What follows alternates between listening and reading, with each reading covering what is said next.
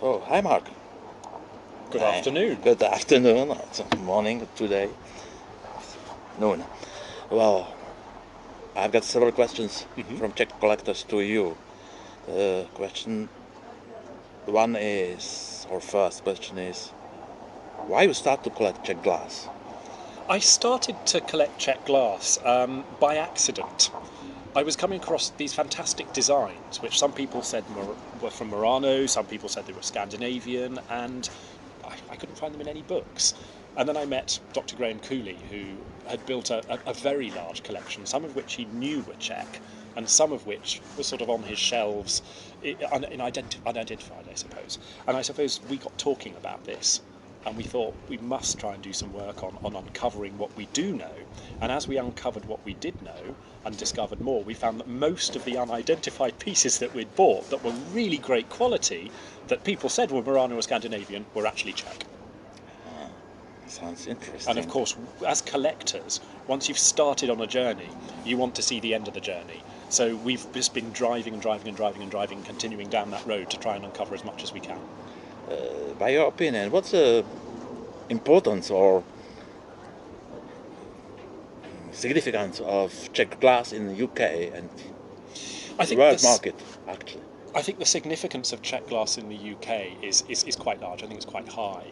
And I think part of the reason for that is because we, of course, bought an awful lot of Bohemian glass in the 18th and 19th centuries and the early 20th centuries. And I think also Czech pressed Art Deco glass was very well known. And, of course, those cut bottles. And, of course, the one word which I've used already, which goes with Czech glass hand in hand, is quality. They're always fantastic quality, not just in terms of the glass itself, but in terms of the design. And I think that's important. So what you're doing is bringing the two things you want to see in any object together: quality in terms of design and quality in terms of manufacture. Sounds great. Well, what about your personal opinion? It's known that you prefer Czech industrial glass, Czech design glass, not unique outdoor pieces. Why? I think I prefer glass that was produced in a factory on a sort of serial basis, partly because as collectors we need to collect.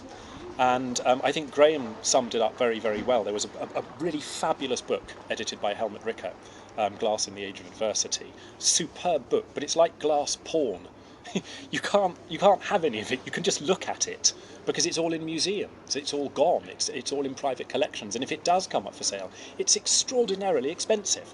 So that glass for me is no fun because I can't have it. I want to collect it. I have to collect, and I also want to handle and touch and learn that way as well. The most important ways of learning. So I've always gone for serially produced glass because I can find it and I can build a collection of it. However, I do have to say that my personal passion and my personal sort of nucleus collection is of much more unique pieces. I know that you are big fan of Jahor. Yes, you know I hoard them away. And Mr. Czerny as well. Well, Mark, have you any message or want you to tell something to Czech glass collectors?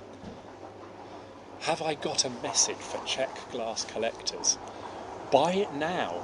I think one thing, I'm here at the Cambridge Glass Fair in Nebworth in February 2017, and I think the one thing that I've picked up from people, dealers, collectors, friends, people who just like Czech glass, is the fact that it's getting harder and harder to find.